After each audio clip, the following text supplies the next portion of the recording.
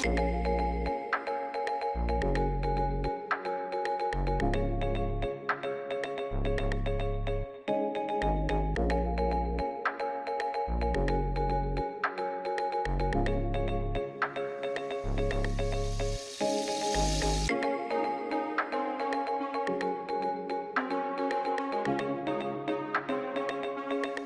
going on, YouTube? And welcome back. It's Thursday, 6 p.m. You already know what time it is. It's time for the Tatted Beauty Podcast with your host for the evening and your favorite Tatted Beauty, Alasia, Lay, whichever you want to call me, because some people still have a hard time with calling me by my name. They still choose to call me Lay. So it's Alasia versus Lay anyway, baby. But welcome back to the Tatted Beauty Podcast. This is episode 12. Like, share, comment, subscribe. Thank you so much in advance for all the love that I have been getting on each and every episode, and I hope I have been resonating with someone. Now, this is a very special episode. Why? Because this is a 3-part series. Now, let me break it down. The guest that we have on the show, he's not on the line yet, but I will be calling him shortly. Just let me give you a little background. This is a man that I have known for 20 plus years. He has been an inspiration to me, and I'm sure an inspiration to a lot of other people. And his story is crazy. Father, uncle, husband, entrepreneur. I'm gonna let him get into his whole story because I don't want to give too much. But just know this is gonna be a very, very, very special series. So welcome to part 1.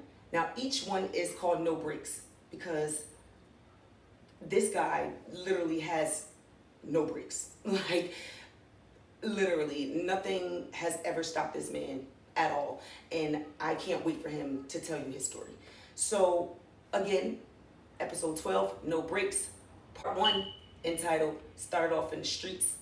Now, let me get him on the line.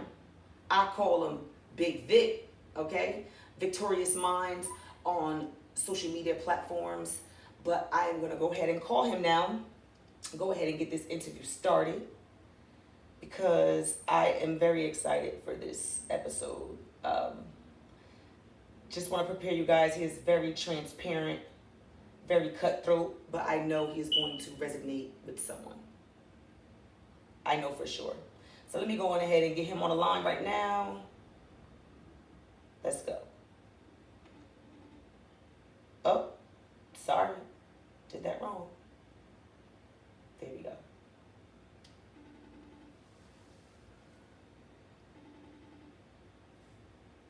Well, hot in here today. Hello? Vic, what's going on? What's going on? Hello? Hello? What up? We live. Say what's up. I was waiting for you. Nothing much. I just got done introducing, telling a little bit about yourself, father, husband, uncle, entrepreneur, survivor, basically warrior, basically telling them, how much you inspired me throughout my life, 20 plus years of knowing you. And it's crazy that I can even say that 20 plus years. So literally like right, exactly. So I can honestly say that I'm really proud of you. Like, I know it probably sounds crazy because I'm younger, but I'm very, very proud of everything that you've been doing. And Right, but I mean, a person's age has nothing to do with who inspires them. right, right, You being older or you being younger. right. It's the actions, period. When you take into account the actions. You are absolutely right. But nowadays the world is shallow. You know what I'm saying? That everybody just feel like if you're younger, you don't, necessarily are not wise enough to even come at an adult, you know what I mean? Or somebody that's older than you. You know what I'm saying? I've run into that a lot. But that's here nor there. Let's get right into it, okay? So, growing up in the city of Patterson, I'm going to say from the time that I actually met you, I met you at the age of 15.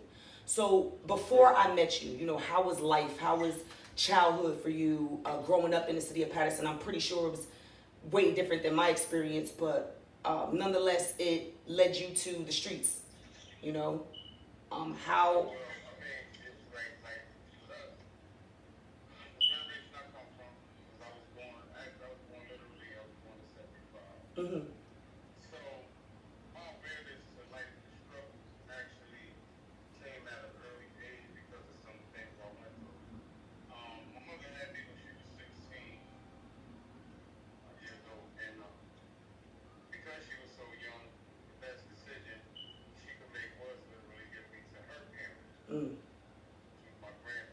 Mm-hmm. And my grandparents, they raised me, with the old school value. Respect, man takes care of home, and people, look at it different, a little different today when they say things like it's toxic masculinity, but it's not. Right. Maybe a masculine is a set of values, Right. and it's a set of values that's passed down. And those values are just to be the protector, be the leader, not meaning that the woman or your kids are in submission to you in the sense of an animal or pet, Mm. but people will follow a good lead. When they see a lead, when they lead the wrong way, then why would you follow? Absolutely. Absolutely. And when I see others women, so it's just like, I was taught those principles, Mm-hmm. which is what led me to, even when I met you, like, to protect you at a young age, not mislead you, not misguide you, Right. you know what I'm saying? So it just shows everything I am, but later down the line we'll talk about how, get thoughts a little misconstrued and you become a part of what you're doing. Right. Life that's around you. That's later though. But my grandmother raised me to the day she passed. My grandfather died fairly early. He was my father figure. He was the one that told me, how to live. Right. How to treat people, way to speak. The old value. Excuse me, pardon me, I'm sorry. Right. If a person step on your foot, it's alright if they apologize. Not to react with emotions all the time. The real masculine things a man will teach another man. Right. So I want to ask you a question off of that because you said you were raised by your grandparents. Now, I wasn't raised by my grandparents, but it was at one point, my dad went to prison and my mom sent me to go live with my grandmother. I know for me, in a way, I kind of resented my mom a little bit because she did send me away. So when you were younger, I mean, I know you understood when you got older the decision your mom made, but did you have any bitterness or anger towards your mother when you were younger because you weren't with her? Or did you already understand at that young age what was going on? Great question, and I mean that literally because I got an answer for that I had to give someone. Mm-hmm. And of course I had to resentment. My thing was she had other children while being, not Right. I had a great life. See, I had a wonderful life with my grandparents. I was the first male born into my immediate family. So I was, of course, wine and dine and spoiled. Right. All the materialistic things and the love. So, I was great with grandma. But it was a time when I hit my teens, which is when she passed, that I literally couldn't stand my mother. It was like, she wasn't my mother. How could she be? Right. She gave birth to me, but she couldn't be my mother because everything that I knew that a mother did for a child is what my grandmother did up to the day she died. But what made me actually have a better relationship with my mother was this. Like, it was this. I was in my early 20s and I met a young lady. Mm-hmm. And she had a baby at 15. Mm. You understand? Yeah. That's actually the answer in the whole. So she was 15 from the womb and was wild to listen to her mother, but to listen to me, get your ass in that Barbie. Get your butt in the house. Right. Listen to your mother. She knew she told me was good. Mm-hmm. So when I saw how she wasn't even really wild. She wasn't drinking. She wasn't but she just wanted to be out. She was still a kid. Right. And how did that feel for you? Did that Light bulb went off. I was just about to say because of your mom. In the cartoons when that light bulb appears over their head and Yep. they got the idea. Mm-hmm. So when I say it took up to that day for me to realize, I really looked at her and said, wow, this was my mother. Mm. So what my mother did, giving me to her mother, Mm-hmm. I saw as a blessing. I don't always saw it as I should resent her for, or I should be angry, or look at her different. I'm like, wow, the decision she made might have been what's best for me. Right. What she have done with a child at 16. Mm-hmm. So it took you up until your 20s to like basically sit well with you. Like it sat well with you. Just really started to understand. Absolutely. And how long was that? Like how long of a gap was that?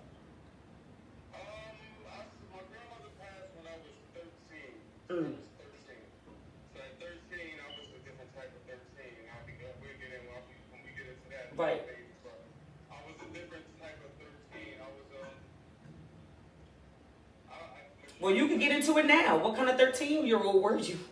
Well, yeah, the 13-year-old I was, I started hustling at 13. Sheesh. So what happened was, um, my grandmother had passed, and when she passed, it's a deep story. Like this is really something. That's why I say, wait, but you want it now, give it to you now. When my grandmother passed, I'm giving you this story literally, right? Mm-hmm. My mother had the opportunity to take me. Me and my grandmother were living in an apartment. There was a studio. My teenage boy living with my grandmother. We in the studio. Her drinking after her husband died and got out of hand. That's actually what she died from, alcoholism, right? Mm. And internal bleeding and all that. But we definitely get to Right. that. But when she passed, my mother. I'm at my aunt's house, my mother's house, and my aunt is telling her, well, somebody got to take him. Somebody got to take him. Mommy died. I don't have the one right now, but I help. So they're discussing taking me, like taking custody of me. They don't even know I'm in the other room. My mother was like, she literally said, nah, he's too spoiled for me. I don't want him. Like, Oh, wow. this is what she said. Cool. This is what she said. Now, remember, I'm 13. Right. So none of it. They don't know I'm in their house. They don't know I'm in the room at this time. Right. Yeah, my aunt thinks I left the house because there were numerous kids in the house. Mm. So she thinks I left. My mother thinks I left. They don't think I'm there. And that's the statement I heard. Now, mind you, this is a 13-year-old mom.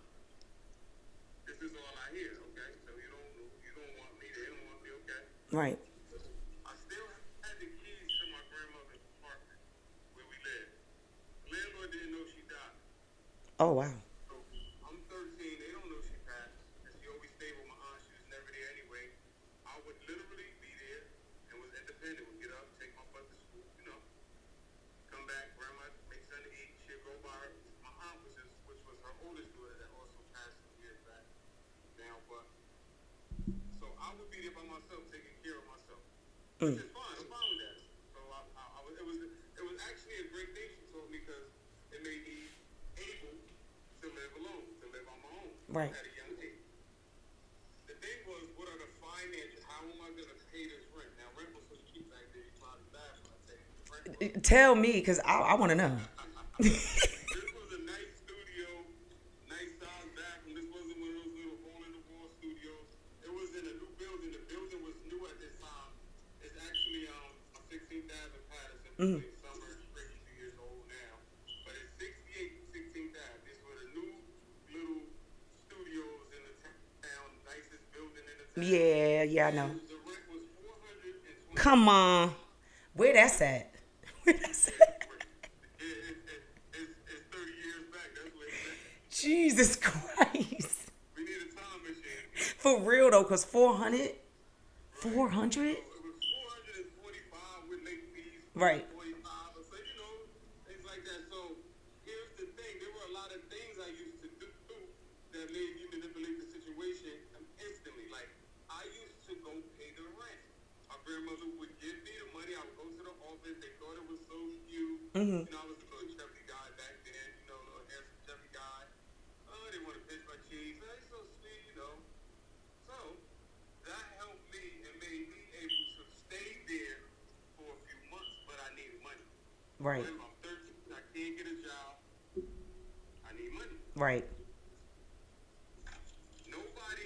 The thing about this gap is, remember, I'm telling you this, and not one person in the family thought about it for months. I stayed there for months before the landlord actually realized that my grandmother had passed. I don't know if they asked questions or they fear Mm-hmm. for so long.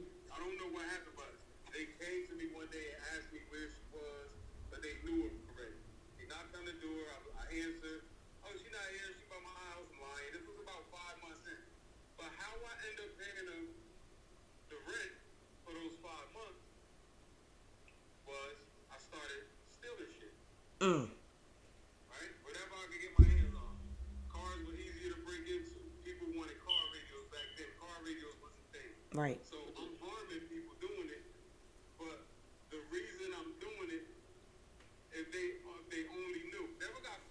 Yeah, you surviving. You get what I'm saying? You got in survival mode. Right, and I'm glad. So that's how it began. So I know car radios, and they sold quickly. Like if you had a car radio back then, nowadays you can't even steal a radio. But if you No. had it, it was like a. We remember we talking like the '80s, Mm-hmm. right? It was an easy sell. It's an easy sell. Like, I mean, I can't even explain to you how easily you can sell a car radio. So you got to break in, you got to pull it out. For people, some people had what was called a pull out back then, so they could pull the radio out when they get out. But some people, for some reason, will forget. I had one of But those. in You defense just of pop that, it out, right? right? Defense Yeah. of that, the cars that I'm scoping out at this age and breaking into, I'm now checking glove compartments. Some I'm finding money. Mm. It would be all types. It was times I saw guns in the car. Left that. I didn't want that. Mm-hmm. I didn't want that. I just needed money. Right. So this is what I actually did. I want to say it lasted 5 to 6 months. 5 to 6 months. At the age of 13. This is when you were 13. This is when I was 13. Okay. This is how I paid the rent throughout that year. Mm. Throughout that year, for 6 months of that year. So wait. So you was there for a year, right? Now, how did I that... wasn't there for a year. You said you were there for a year? No, I wasn't there for a year. I'm saying throughout that year from 13 to 14. Okay, so throughout that time, like, was it... No, I know it was a different time, 30 years ago. You know what I'm saying? So Right. clearly it was a different time. Police-wise, you know, they're real strict now. More strict. You know, they drive around more, stuff like that. So being that age and doing all of that, did you feel even more resentment to your mom because she wasn't stopping you, or because she wasn't, you know? You, The funniest part about this story is, and it's funny that I have like so much of my life written down mm, and saved, like to actually put in a book. Like the funny thing about this is, I'm telling you this, and I was a 13-year-old. This is what I tell people when I go to speaking engagements. I say, imagine if this 13-year-old there, I say at your age, this is what happens to you. Imagine being 13, you found a way to survive, so you're not really paying attention that nobody's coming for you. What I mean facts. is, no aunt said, well, damn, grandma died, where is this boy? Right. My mother didn't say, where is this boy? All she told my aunt was, she didn't want me because I was spoiled, whatever that meant. And this is the passion I'm speaking with. Like, Yeah. What the fuck? Yeah, I'm raised by your mother. You gotta learn me and I gotta learn you. But what kind of statement is that to make about your child when your mother that was taking care of him is dead? Right. Right. So he made this statement, and when I heard it, I just that was it. Pushed me at 13. I mean, it's stories behind how I'm giving the short version. Right. How I even learned how to get into cars and get the radios out. But that's what I'm just giving the short Right. version for that. And that's what I did, and that's how I survived for at least 5 to 6 months. Then the landlord realized.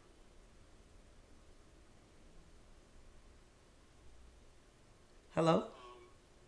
He You, actually told the story. Yes, he gave it to me. yeah, I can hear you now. You hear me clearly? Yeah. Yeah. They actually the landlord told the story in his version. He said, "Well, we found out the grandmother's been dead here for some months, but he dead." So the cop asked him, I'll never forget. Well, who was paying the rent? He said he always used to come pay the rent for his grandmother. He was paying the rent. So they asked me, how did I pay the rent? I said, oh, when she died, I found some money she had left around, like paying the rent. Mm-hmm. Did they believe you? They was like, how did you know how much money was it? Do you remember? I can remember the conversation clear like it was yesterday, Mhm. because these are things that cause a trauma later in life that you don't even know you have sometimes. Yep. You do. Like, it's a trauma that lingers. Mm-hmm. And so he said, the officer said to me, they were like, well, how much money was it? I said, I don't know. I just took enough out to eat every day, and then when it was time to pay rent, I took the rent amount out. This is what I'm telling them. Mm-hmm. So they were like, do you have family? And I'm like, yeah, I got family. My mother's name is this. My aunt's name is this. of age at the top that you're 13. I would think I was turning kind of 14-ish. I was supposed to Mm-hmm. be like, so I was going to school like every day. I was going to school. After school, I would get sleep. When it got dark, nighttime, I would go out on a lake. I would go back home, go to sleep, and get up to school. Well, your grandparents did a good job because most 13, 14 year olds, you know what I mean, would not go to school. You get what I'm saying? And be Right. as responsible as you were being. You get what I'm saying? And you said something that, it caused a long term trauma with you. What about that caused long term trauma? Was it the interaction with the cops? Was it you just being there alone, not having your grandmother? Like, what parts of all of that caused the trauma for you later on? The thing that traumatized me the most, and again, that made me separate from my relatives, because family is what you make it. Right. That's not a belief. Right. That's the truth. That's absolute truth to me. They say nothing is absolutely true. I disagree, because family can be anybody. Amen. But because you share blood, you're my relative. Right. Maybe it was that my relative. I'm 48, down to 28 for this. I was just about to say your birthday coming up. 48, right? And I still can't stand them if they're not worth standing. You know what I mean? Like, I can't stand them, and it's just like that. So the trauma turned into something that happened to work for me and made my life better. I don't know where the transition occurred, but me resenting my family because of, like, as I got older, it didn't make me love them more, or it made me dislike and hate them more. Oh. Because of my understanding of life came through, I'm saying to myself, now that I got kids at 13, how the hell, like, they wouldn't even, my 13-year-olds would be lost and would not be able to do it. And when I told my kids some of the stories of where I've been, like you see now, and I told them stories like this, it amazes them. I'm sure it does, because it's like, how? Because like you said, anybody else in this day and age wouldn't have made it halfway the way you did. You know what I mean? So that's crazy to me. So, okay. Now let's move. So this was your high school years, because you said 15. So you did graduate, correct? Absolutely. Okay, because I wanted to get that out there too, because most people hear these kind of stories, and you just gotta let people know, yeah, I went through all of that, but I still graduated. You know what I mean? Because you have some people that don't. So, going through that in high school, now we're gonna fast forward to when I actually met you. So this was in your 20s. Right. What kind of mindset were you in at that point? Because when I met you, I can honestly say, like, I'm just gonna be very transparent. I didn't know how to feel, because like my dad was in the streets, but he never brought it home. You know what I mean? So it never was like in my face like that. Until I actually moved on Godwin Ave. You know what I mean? So that was like what, 2003? So when I actually, like, yeah, living around Patterson, you see it. Down the hill, up the hill, you see it. But to actually walk through a block like that, like every day I had to walk through, and for you to embrace me the way that you did, it was kind of, I was standoffish a little bit, because the stories that I used to hear about, drug dealers wasn't so pleasant. You know what I mean? And at the young age that I was, for you to show me so much grace, for you to show, you know what I mean, so much respect. You get what I'm saying? Like, because you see men even nowadays and you think they're just vultures. You understand what I'm saying? And Right. like just slobbing all over women, don't know how to act and stuff like that. And I just want to ask, where was your mind state at that point? How were you not able to adapt to what everybody else was doing? Because you were like your own person. Like, even though I would see you outside with all these other people, you were like literally your own person. You had your own swag. You had your own, like everything, like your own movement, your own motion. And it just worked for you. You know what I'm saying? So how did the high school, all of that play into a part, your mid-20s when I met you? What happened was, all the things I actually went through, did something more on a more positive side for me, my emotions and the way I react. Like being truly cognitive about decisions I make or how I treat people. The things I went through that make me want to lash out and have someone else feeling like I felt. Mm. Right? That's what happened to me that was different. And as far as standing out, like being different, although I did the same thing that a lot of people did to make money in those Right. days, I always was different.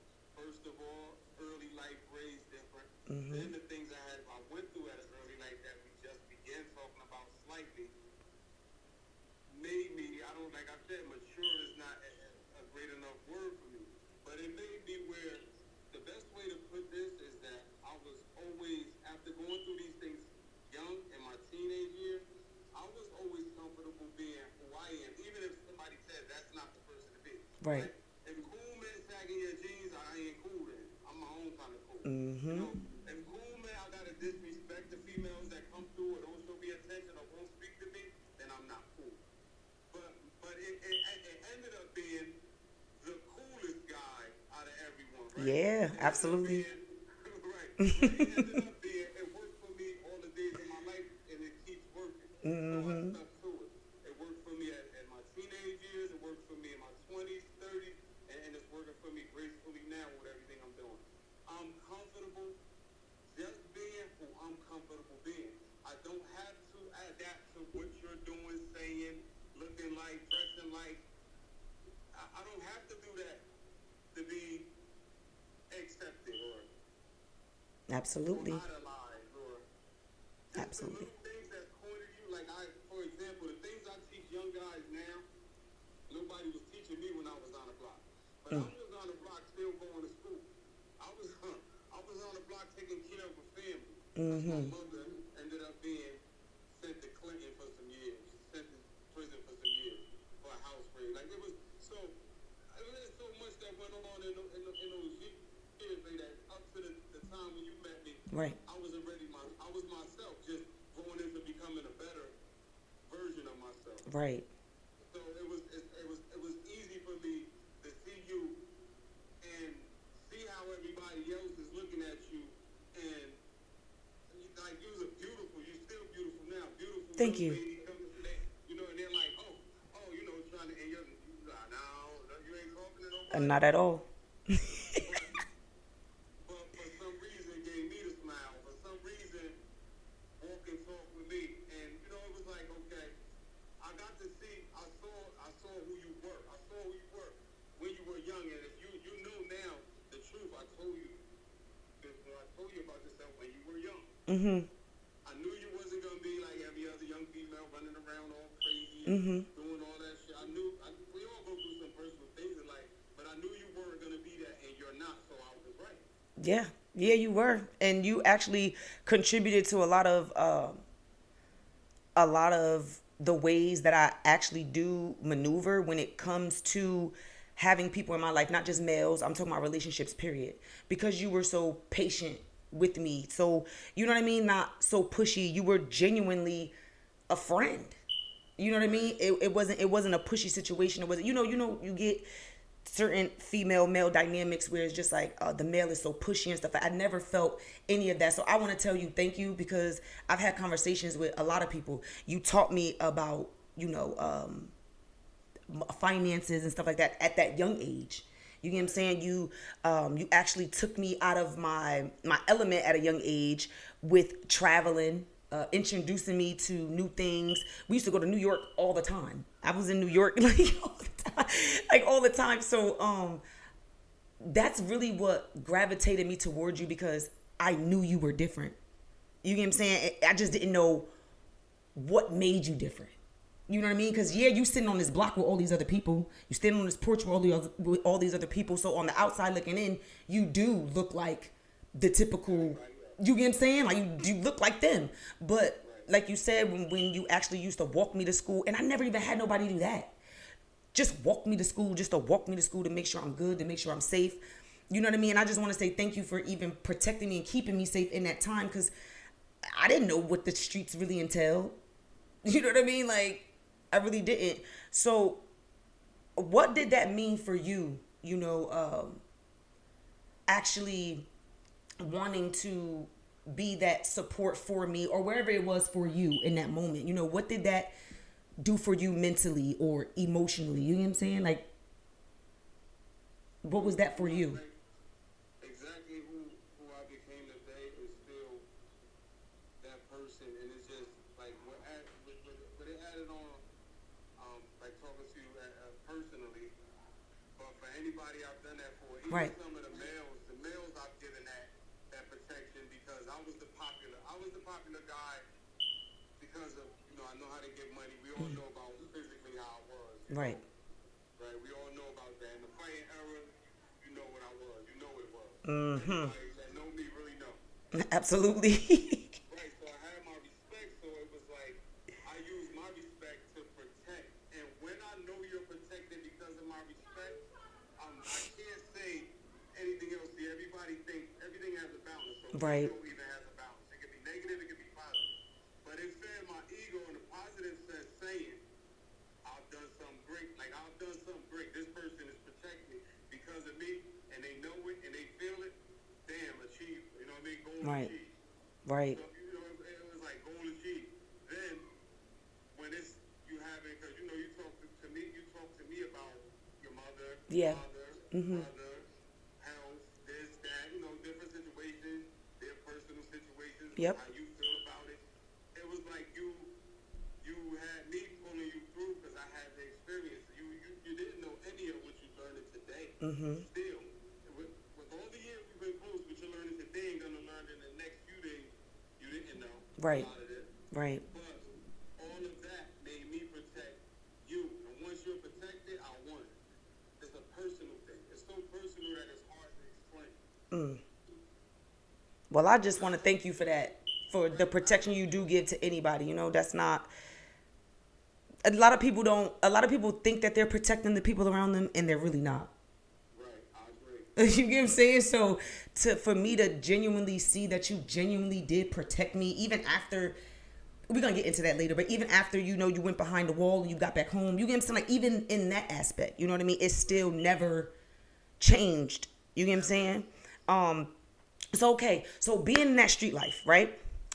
With all the things that was going through, like what trauma in the streets did you take on later in life? I met you. You were what, 20, 20 what? Okay, so 27, 28, around that time, like I know the street life was crazy. So what did you deal with in the streets that kind of caused some trauma for you still to this day, or back then? Well, the first thing I actually went through in the streets that traumatized me was the death of my younger cousin, who I was like, I'm the oldest male, so I was everybody's big brother. Mm-hmm. Cousins are your first best friends, and so he actually got killed on the block Mm. by somebody from the same block Wow. that I hustled on. I would never understand that. But I was incarcerated at the time. It's Right. crazy. I was, of course, you know how I felt. More than likely, it wouldn't have happened If you were home. if I was. Mm-hmm. No matter what, the streets are the streets, but those listening or that's gonna listen to this, they know that certain individual in the streets that I am. Right. That I am saying, and there anywhere USA, anywhere Europe, whatever the hood is, wherever you're at, they know what I'm talking about. Mm-hmm. It wouldn't have happened if I was there. I know it wouldn't have. Could it have still happened to him later in life because of how he was living? Don't get it twisted. Right. I understand what goes on, and there's a repercussion behind all your actions. Mm-hmm. So something he did was wrong, and that was their get back. But I maybe could have had him fight. I maybe could have had him let it go. More than likely could have, without saying too much. Right. Maybe it wouldn't have happened. Right. But So how did that play a part on your mental? You said you were in prison around the time. So how did that play a part on your mental being in prison? I took the ignorant route, and me being as articulate or cognitive with my feelings, I should say, I I let my emotions take over, and I resented everybody from the block and had a attitude like when I get out there, everybody gotta, hey, I let them die right there. Right. God kill them. So now I'm back to a point where after all the internal healing I've done up to the point of being incarcerated, although I got incarcerated for selling drugs, I was one who was willing to accept my penalty because, it was risk versus reward, and the reward was really great at those times in the streets. I'm talking $4,000 or $5,000 a night. So Sheesh. it was like, I'll take this. Okay, if I get some time, as long as I can be out for a few years, put some money away for later, and handle some things. That's the thought. Now, a lot of people don't think like that, which is why you got the snitches. But you got to know that whatever game you play, you can't be penalized for. And if you can, what is the penalty, right? Right. This is knowing the game you play. So that was me. That was really me. Like, okay, I played, I made some money, I got some put away, I got to serve this time. They caught up with me, but they ain't got. I've been out here 7 years before they caught me. I'm okay. Right. Um, but even feeling like that after that happened, now I'm not thinking about the successes and the businesses I want to open. All the things I'm doing now today that I thought about at that point, I'm not thinking about that not anymore. Right. I'm thinking about going home and being the first fucking person up I run into from the block. I hear you. Running the block and running the guys that was home when it happened, running them off the block. I'm thinking with that negative mindset because I was in my emotions. Right. Because this is a guy I carried as a kid. He was years younger than me. This is a guy I walked to the store. I gave the quarter or the dollar or the change or bought the ice or the ice cream. It's my cousin, but he's my little cousin. Wow. So I had an emotional attachment. So I'm forgetting, I'm acting like I respect the code to the streets on this hand, right? Right. Because it can happen. But because of my emotions, it was overriding that. I'm saying, nah, somebody got to pay. So how was that for you? Because I want to touch on that. You said, you wanted to live by the street code. Now, how difficult was that? Because I hear a lot of people talk about the street code and you're not supposed to do this in the streets, do that in the streets. How hard was that for you, knowing the morals that you have, knowing, you know what I mean, like the man that you are? How was trying to be the best version of yourself, but also trying to adapt to the streets? How did that mesh with you, or did it not mesh well at all? Because I mean, the street code has been the same since I could remember. Right. So it's just, did you have a hard time with dealing with that because you were so independent and because you were, such your own individual? Actually, I do. There's a lot of parts of the code that I truly didn't honor or respect. I couldn't even understand some of them. But that's because of the morals, right? But a lot of first of all, a lot of people under the assumption that if you break any law, like selling drugs or you shot somebody or stab somebody, some things happen in the heat of a moment. It could be a law-abiding citizen all their life. It only takes 1 second for them to be in the same predicament as somebody who lives a crazy life every day. Right? One decision. How many people got drunk on a prom night and went and killed somebody? They hit your homicide. Let's be real. Yeah. People reacted physically because they had to protect a family member, which we call self-defense. But you have killed the person, right? Yep. Now they have self-defense laws. Other states, we don't have it, so to say. Which is crazy. Right, it's crazy. But it only takes your reaction, contrary to most belief, but I should say popular belief, contrary to that. There is a code that the streets are supposed to be governed by. It's kind of unwritten, but there is a code. And it is truly hard to be a total part of the streets and uphold those codes. And at the same time, your morals. Like, Yes. what happened, the transition with me selling drugs happened because my morals started challenging. I started saying things to myself like, how are you saying you're this leader? How can you lead?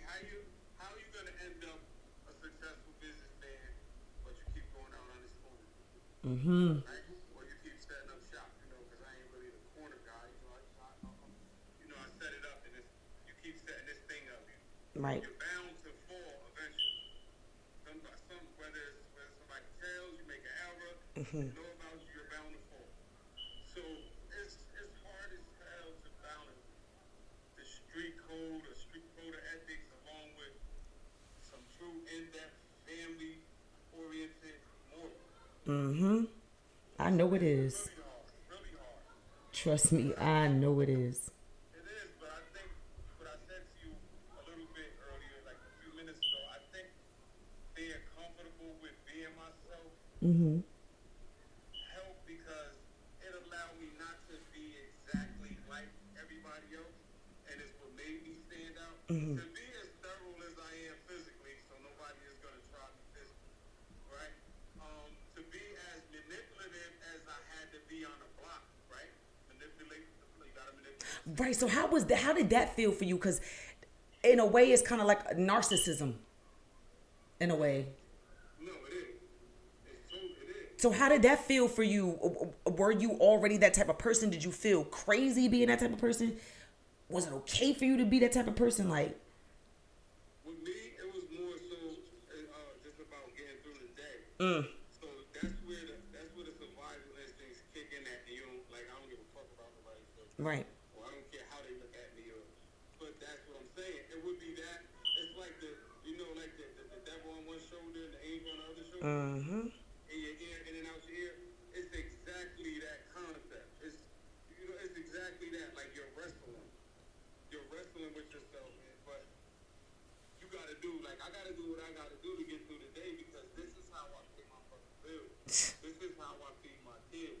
Absolutely. But this is not even half of who I am.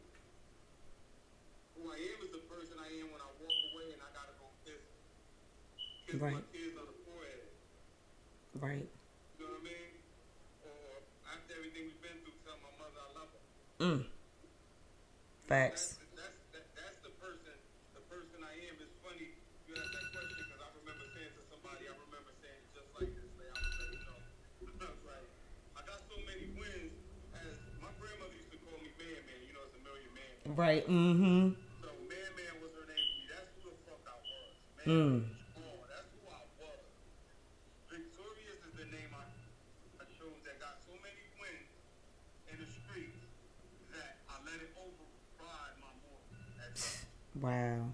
Until I matured or grew up again, right? I grew into what I had to grow into, and I was okay. But I had to grow up again and finally become the grown man and say, "Fuck that! This is who the world would love to see. This is who the world would love to meet. This is who Amen. can help somebody else through their struggle because of his struggle." Man, not Vic. Mm. Vic, it's stuff for me because the world knows me about Vic.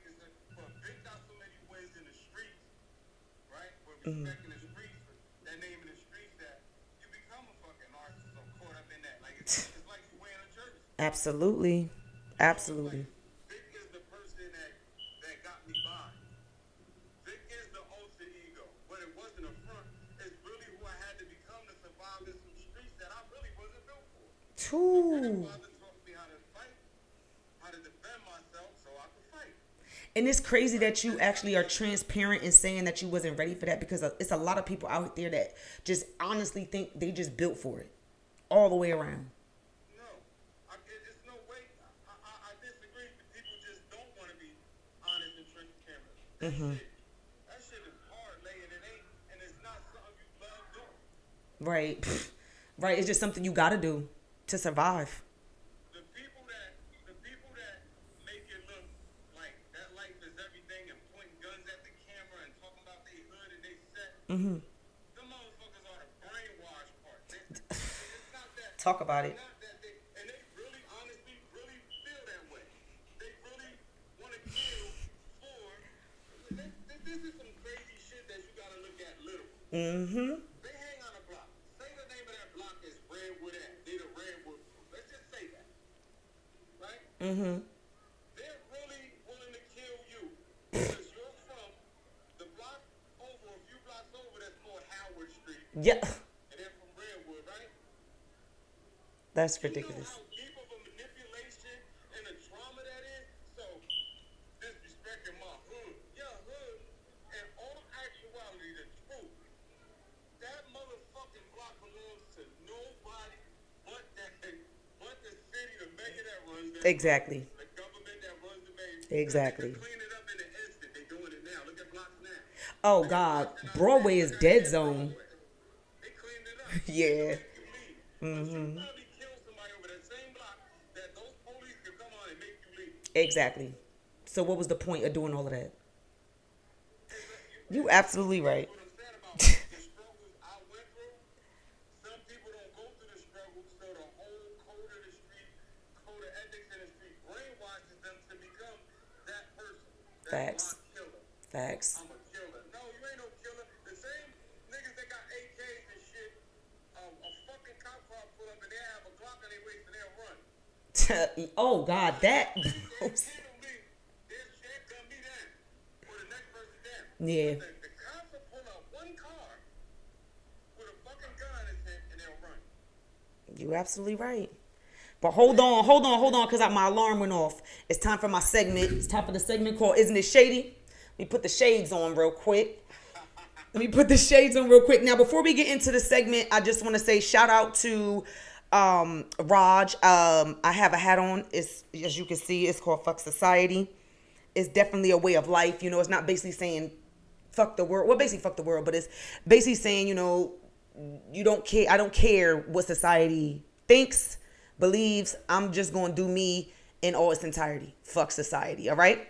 And I have my brand logo shirt on. Tatted Beauty for Life. You know, you see it. Boom. Now, let's get into this Isn't It Shady topic. This is actually funny. Okay, so I met I met Vic. I met Vic when I was 15, okay? So my 16th birthday, we went to the city. And mind you, I didn't even drink. I never even drank before. And mind you, her mother always, you gotta say that. Yeah, my mom would let me go. She knew everything. Yes. On her body, like, Yes. Yes. Now, my mom knew he would come to the house, pick me up. It wasn't no sneaky kind of situation. It wasn't none of that. You understand what I'm saying? Like, very respectful situation. But we went to New York. Mind you, we went all around. And he like, oh, you want something to drink? I'm like, okay. Oh, my God. Got me the Remy, the green bottle. Oh, first of all, he like, don't sip it too fast. Me, you know when you young, you just want to drink. So I'm down in this drink in the front seat, mind you. We're sitting down the entire time. I had what was that, a pint to myself? Yeah. Whoo. Let me tell you something. When I got home, mind you, I'm trying to sneak on the side of the house, mind you. It wasn't no sneaking because I promise you, I tripped over my foot and my face fell face first into the gate. You know how your body fold into the gate? Yo, first of all, I had never been that drunk in my life. Like, that was the first time I drank. I think I mixed though. Cause you bought me that Remy bottle after I drank something else. I think we had some champagne first. I don't know, but I know I was. Doesn't mix well. That's what I said. I'm like, oh, you don't need a lot. I'm telling you, nah, I got this. You like you drink, you doing all that drinking, sitting down. You like you better chill. I'm trying to be down. I said, so you get up out the car. Yo. And as soon as I got up out the car, my face hit that, yo. My face hurt just thinking about that shit. Like, for real, for real. So, we gonna get off the topic. We are gonna get off the topic, for real. But let's go back to this. Let's go back. Your brother was the funniest about everything. Yeah. Absolutely. Absolutely. Drink like a grown woman? You gotta deal with it like a grown woman. Man, until this day, I can't even drink like that. You know that? I cannot drink like that. To this day, like, I can't. Like, I don't know what it is. I know, for me, our drinking era was that era. Yeah. That era when we met you. And, you know, me and her, like, we used to drink. I can't even do it.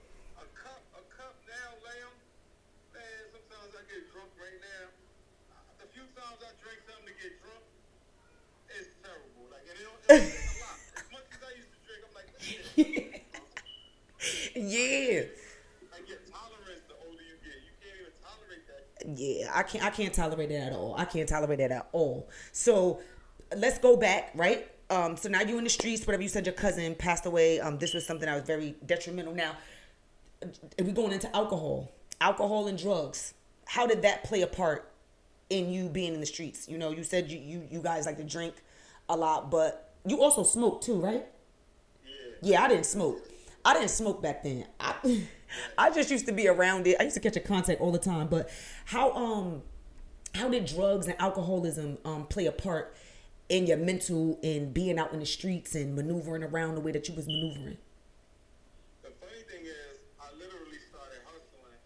Well, when we say hustling, it's different things. So I started hustling at 13. So I started selling drugs at like 15. I started selling drugs. Mm-hmm. Um, but I was different even then because I was like a late bloomer.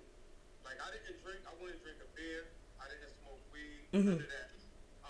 In my teenage years, I didn't experiment at all. I wasn't with it. Like everybody was. Funny thing is, in my era, I'm gonna tell you some funny shit. Mm-hmm. People older than me when I was like 16 and 15, the drug of choice wasn't even. They was actually sniffing heroin, right? Ugh. Dope. But they were young, fly, money getting, flashy, and they would say things like this. They always tell you the good part about it. Oh, you'll be able to have sex for this long. Oh, they telling you all the shit that they think Mm-hmm. about it. I saw all the people that was older than me because I had to hang with older guys because young guy was too advanced. So the older guys were always whether going to the movies or they some dope first. And when they were nodding off and all that, this was the way we look at heroin addicts today. Mm-hmm. It's funny how we look at for you to sniff a bag of dope in the 80s, you was fly. Mm-hmm. All the fly cats was doing dope and coke. It's funny, the weed was around too, but the dope and coke. So all those guys end up being the heroin addicts when we got in our 20s. When I got in my 20s, they were in their late 20s, and they were the heroin addicts. And it's a revolving door. I don't mean to cut you off, but it's a revolving door because I see that now. Like what you saying, like people who were, you know what I mean, the it dudes back in the day, like they are the ones doing the drugs. Literally, I see that now. Like, Right. it's crazy. That's crazy how time repeats itself. So me, I'm just glad I was me. Like I said, when they were doing that, Mm-hmm. like, I had that real peer pressure happen that, like, in the movies, but on the hood, it's more like, he ain't with it. No, I'm not. Right. But I was comfortable saying that and being, if they looked at me 40, so what? I'm dressed nice. I got a pocket full of money. The females like me. Right. I don't even got kids. I'm taking care of my family. I'm helping my mother feed my siblings. As a teenager, prior to her being getting incarcerated. Right. I'm literally helping my mother. So I don't care what none of y'all say. I'm still flying. I'm not sniffing that shit. Right. I don't want no weed. I don't want no alcohol. No, for real though. Heavy on the, I'm not sniffing that shit. Like, heavy on that. Now I get in my 20s, I'm more lax. I'm like, I'm gonna sip a little champagne. I was like that. Like, Yeah. they was all kind of bougie, whatever the fuck you want to call it. I just feel like you were before your time and I loved it. And I feel like that's the reason why I'm kind of before my time because of how I was raised and the people that I chose to be around, like you and a lot of other older people when I was young. You know what I mean? Like, I loved it. I don't know. It intrigued me. You understand what I'm saying? Because I just always knew I was different. You know what I'm saying? And I respected it. So Comfortable being different. yeah, definitely that. Like I loved your swag. I love the fact that you didn't portray yourself like every other dealer out here, even though you were doing the same things that they was doing. You can say that you just had a whole nother swag to you. And everybody saw it, even if you were just by yourself. We would go to the city too. El Portos. You get what I'm saying? Like, even out there, you know what I mean? You're like, you fit in so well, yet so different. Yeah, that's what I'm saying. We used to go out there and get stopped all the time. But like I said, you were so different, yet so, like, respected. You get what I'm saying? Because not for nothing, being different is not respected certain places. Right. But you had so much respect everywhere you went. It was freaking crazy. Like, and that's something that I really admired. You know, for real. So me, I was like, I'm gonna drink later in life Mm-hmm. if I choose to. Mm. I knew that as a teen, like when I get older. I actually used to say that to some people, and it was like a kind of swinging around an inside joke, like maybe when I get 21. But I'm living a 21-year-old life already, so that's what. See how you just laugh? It made people laugh because the vision I gotta give you would be, I bought my first car at 16 from Hustle Truck. You know what I mean? Yeah. So I'm going to school. I'm parking around the corner. I'm driving though. You know what I'm saying? But I'm still saying I'll take a drink when I get 21. And I took my first drink at 21, man. Oh wow. 21. I'm a late bloomer. My first drink, some weed. I Mm-hmm. kind of liked it. Right. You feel me? It was with me. It was I liked it. It wasn't. I liked it a lot. It wasn't. It wasn't like you did it because they passed it to you because the cool kid. Mm-hmm. Because in Eastside, everybody was smoking when I went there. Mm-hmm. That shit was crazy. Y'all seen the movie. I was there a couple years after that. You know what I mean? Lean on me. Right. Right. Right. Like so, I caught some of that ever. Even though he cleaned it up, it still was a little. There was some hustling going on, selling weed and. Wait. So you partook in some of that?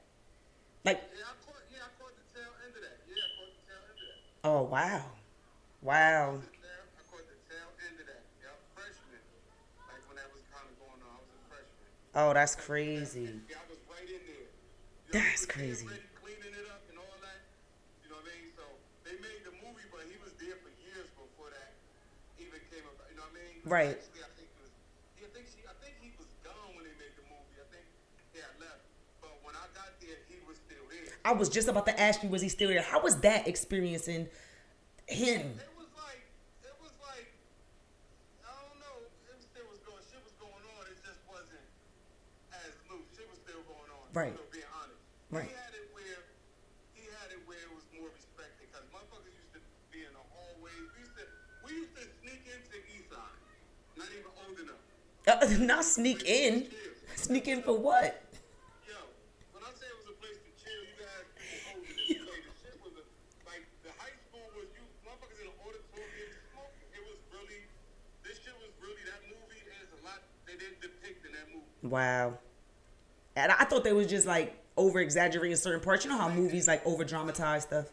No, there's a lot of shit they didn't put in there. Oh shit. People were smoking what you call base crack cocaine. Right. But they were putting it like when he took young boy on the roof, it was like smoke crack, you want to jump. But they wasn't smoking crack like crack smokers in a pipe. They were putting it in the weed or in tobacco. They called it oolie. Uli, yeah. That was the fly. Oolie was fly to smoke. What? That's what I'm telling you, like about the heroin. Yeah, that era it was fly. Like how ecstasy was fly for the generation right before this one. Yeah. And now with this one, it's perks and Mm-hmm. and lean. And, Yeah. who the fuck would think a motherfucker would be happy to take a 30-milligram perk? Facts. See what I'm saying? But look what it does to them long term, the addiction. These young cats out here addicted to them pills.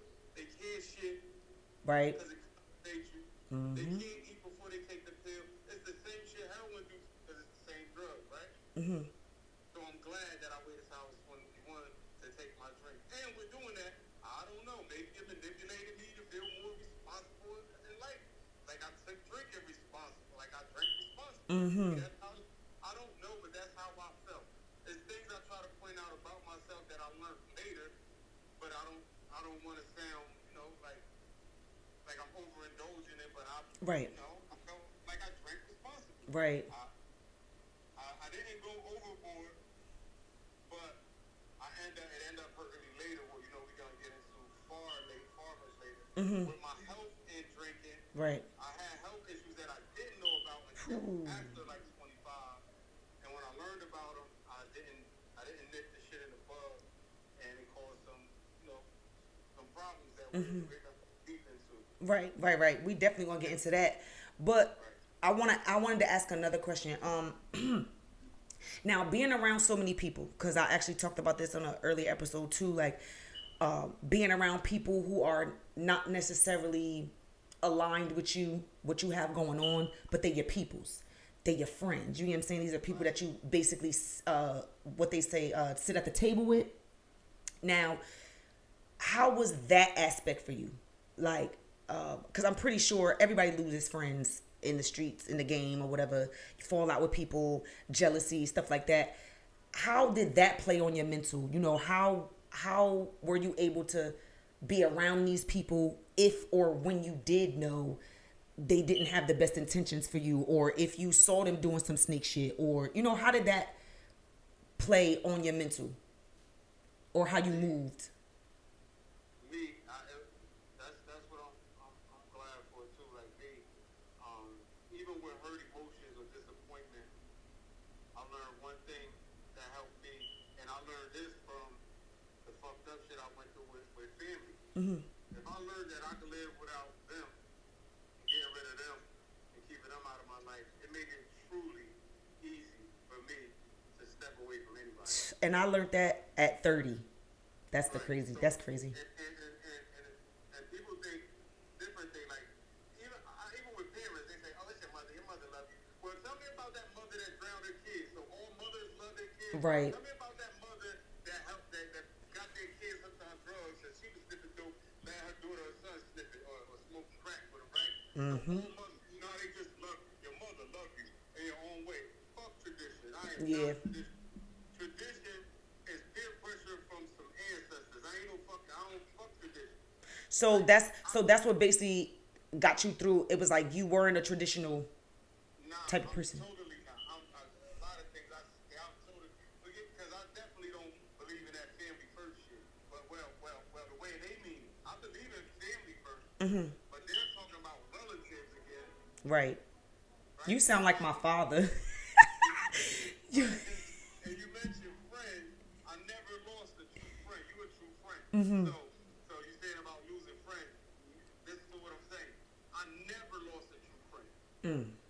You can't lose a friend. Facts. So those people that were around that appeared to be, or I thought, or even labeled as, evidently were not what a friend is really supposed to be. The definition of a friend is an in-depth definition that most people can't uphold. Absolutely. They should be just like a family member, right? If I come pick you up and take you 2 blocks away, you know what you do? You show gratitude. Thank you, I appreciate you. Right. No matter what. Okay, so even if you were my biological sister, you're supposed to feel the same way. Right. Because I didn't have to come get you because I'm your biological brother or I'm your father or I'm your uncle. I didn't have to. No. Mm-hmm. I don't have to do anything. So this is a problem that occurred, right? They won't show you gratitude, these people, because they feel like based on tradition, you owe it to them to do certain things. Mm-hmm. That's why I said fuck the traditional ways. No, you're gonna show gratitude. I'm thankful if you do something for me, if you help me. So being that you're not, I get rid of your ass. The person that I'm associated with, Mm-hmm. or have associations with, or even bonded with, and really felt like they were my friend. If I got rid of them, I was wrong. I pass the wrong judgment sometimes, like everybody else. Sometimes you think a person is, but they're not. Right. And I could, when they say, people say this shit and they don't mean it, I really mean it. I could cut you off. Does it hurt? Hell yeah. Am I upset? Hell yeah. Can it hurt me emotionally? Can I be disappointed down about it? It's quite possible. Can I shed a tear? Maybe. But will I fuck with you? And do I give a fuck about fucking with you? No, I don't. It's easier to do that than to be snake and be in a situation longer. Like Right. still be around them and feel like they're capable of doing something else to you. I'd rather fuck away from them. And that was something that I honestly I had to learn the hard way. And I'm gonna be very transparent with you on this phone, because I also told you this before. Like, I was mad when you left. You know, it was out of both of our control. You know, but I was mad, and I feel like that caused a part of my trauma as well. Not dramatically, but you know, the relationship that we did have, the bond we did have before then, and the maturity level that you were at, and I identify with it so well, and I was learning so much stuff. You know what I'm saying? And it was just a safe place outside of, because like you said, I used to talk to you about my home life, not to bash my parents. It was just, you were a safe place for me. You get what I'm saying? So when you did get bagged, bruh, first of all, I didn't even know. I walked down the street and you were not there. Like, so I'm like, what's going on? So then when I started hearing about it, you know what I mean? It was just like, that was kind of like detrimental to me, to be honest with you. Like, I'm not even gonna hold you. Like, you may say, or you may think to yourself, or how, but like I said, that was a safe space for me at that time. You know what I'm saying? It was like, I just felt like I was being me. And when you No, I went, totally get it because everybody that's under the umbrella of an individual that has um, leadership qualities, like because I've lost people that I look up to that was my guidance or that helped me become like when people ask you who you are, a lot of people always got the same, I'm just myself. But myself is made up of a whole lot of people I came in contact with, right? amen. It's looking at this person and emulating what I want to be. It's looking at the other and saying that's what I don't want to be. So I took a part of everybody I ever came in contact with, male and female. And Mm-hmm. the people that were younger than me, like everybody that was younger than me that were like a part of me, I made sure that I looked like a leader in their eyes or somebody they could trust or Mm-hmm. right? The hood, all of them went through that. The young guys went through that. The young ladies went through that. I can't really say my biological sisters because we ain't never really had that baby bump. My Mm-hmm. sisters are a lot of young ladies that were young like yourself. You know Mm. what I'm saying? My little, we been my little homies, from Yeah. my people.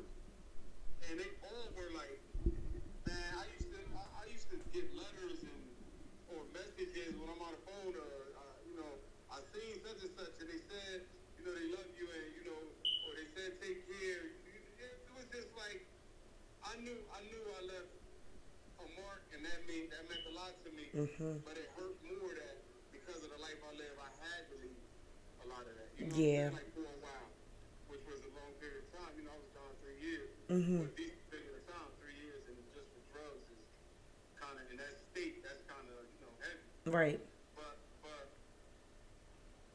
there's nothing you can't fix it. So that's the downside of the corner that helped me come up out of it too. Like when we push forward, we'll talk about. But the downside was being that to people. Mm-hmm. So when it came to my last baby and I came on this sound, like that's now been on 15 years and everything I'm doing, I was dead set on like, nah, I'm gonna teach her how to ride a bike and drive a car. Mm. You know what I'm saying? Like I'm gonna be there. I ain't going through that shit no more. I ain't doing that. And even that decision made it hard for me. When I first came home, I was like kind of fucked up when we say that, meaning the funds I had saved, I was spending, they ain't have Right. income, so it was disappearing, Mm-hmm. gradually. And then once it's gone, a lot of people don't respect you, they respect what you got, especially in the streets. Now we're talking about Facts. that code of ethics, right? Mm-hmm. If you ain't got what you had, hey, you ain't that person, but you still that person inside.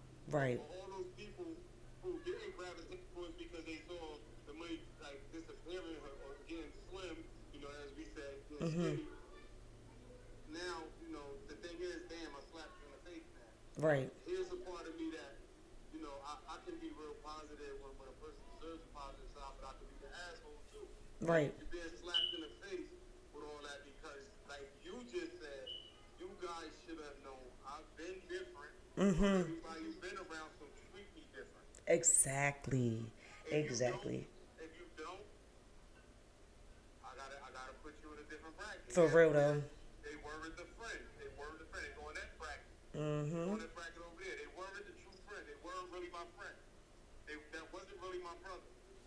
But And the then, people who were are still around. I'm talking to like I'm talking to you today. Absolutely. Absolutely. I'm thankful for that because They know they could be hungry. mm-hmm. Guess what? They know.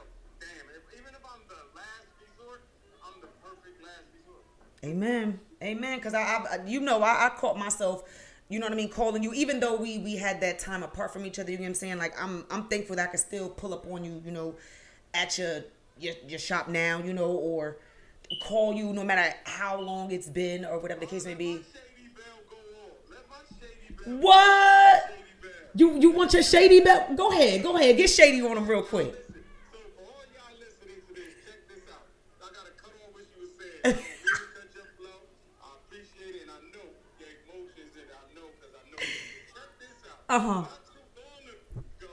Not too long ago, Lane got cut off by somebody in the car. They start bothering her, cursing the house, talking about what they gonna do. Oh yeah. Right? So guess what? She made her way. She drove fast as hell. They following her all these blocks. She pulled up right by my smoke shop. Facts. Outside. She pulled right over and talked to me like, yo, these people right here following me, cursing me out, telling me what they gonna do to me. Yo. I said, don't worry about it. Chill. Stay right here. Park right here. Yeah. I stared the motherfucker down in the car. It was a man and a female. Mm-hmm. I stared him down. And I ain't not looking menacing. I just looked at him. Kept staring and take my eyes off him. They took their eyes off me, went around the car and said, I'm sorry. Word, definitely did. Fell out. But prior to that, they was threatening her and all this. Yeah. In the car. They were. She knew where to come. She pulled up right on the block. Yep, absolutely, because you won't get me. You will not get me. Fuck that. Going over there, my For brother. first of all, cause man, listen, this now it's crazy out here. You don't know what nobody got on them in their vehicle. Oh, you know what I'm saying? I don't know. So I listen. Man, they was actually looking like they wanted, they was looking like they wanted action. Like, They did. see, And they was the ones who ran the red light. right. I changed my life, but that shit, the shit I'm saying is embedded in me, and I know people from the hood listening, they know what I'm talking about. Absolutely. Them motherfuckers wanted action. Yes, they did. Looking at talking to me and seeing who all the people surrounding me, and I'm trying to just stay right there. What they gonna do? They Yeah. can't make it away. They know what I'm talking about. You can't do nothing. Facts. You can't make it away. You can't. That's a fact. That's a fact. It was funny as It was. It was hilarious. It definitely was. That shit was crazy. But I think we hit everything for the first episode. I really did think we did, but I do want to say thank you. We do have part 2's coming, so please. This has been part 1. This segment, like I said, is a 3-part series. No breaks. Part 1 has been entitled "Started Off in the Streets." Part 2, I'm gonna let y'all know that later. We ain't even gonna let y'all know that. But y'all in for a surprise, for real. they probably don't know. They just got out. This is just it's funny because even though this is an interview, it's just like our regular conversation. Absolutely. So y'all actually got a natural interview. Nothing weird. This This is us. is us. But That ass. go with it. I think y'all really be interested. And if you're not following now, when you do learn about the story and why she chose me, I'm definitely gonna put all your social media handles and everything up here. when she was young, I chose her when she was young. She's choosing me now. Mm-hmm. And when they get to it, like when we get to it, I think it'll really intrigue you. It's really something for you to take home with you. You know, like it can really help. It can help somebody. We know that it can help a lot. Absolutely. Absolutely. So I like to end the show with a final thought, words of encouragement. So since you are the guest, what words of encouragement do you have to anybody, since this is Start Off in the Streets, anybody in the streets, male or female? What words of encouragement do you have for them? The first thing I want to say is don't believe because you get instant gratification, meaning you get money passed to you immediately when you make a sale. Most of that is not your profit, so don't believe that. When I say work, I don't necessarily mean you have to work for anybody either. But don't think that illegal. So I never actually had as much as I have now from doing things legally, opening business, property. But I thought I had so much because every sale, the money was being passed to me instantly, and that's what fools it. Don't get caught up in that. And when you really think you could change, if you think you could really change, don't change If you think you can change, don't change thought. I hope that resonated with somebody because it made a lot of sense. So I hope somebody was listening. I know his story is gonna inspire somebody because again, it inspired me, and I didn't even know his whole health situation until after it happened. But we are gonna get into that the second part two. But this has been part one. Start off in the streets with, I call him Big Vic, but y'all could call it but he goes by Victorious Minds on all social media platforms, or amputee victory. Okay, so follow all his social media handles so that you can follow the story, follow his story, because it's very much so inspirational. Even his YouTube, go there and see his story if you want to as well. But this has been part one. I'm grateful for all of you guys. Tatted Beauty Podcast. Alasia checking out. See you guys next time.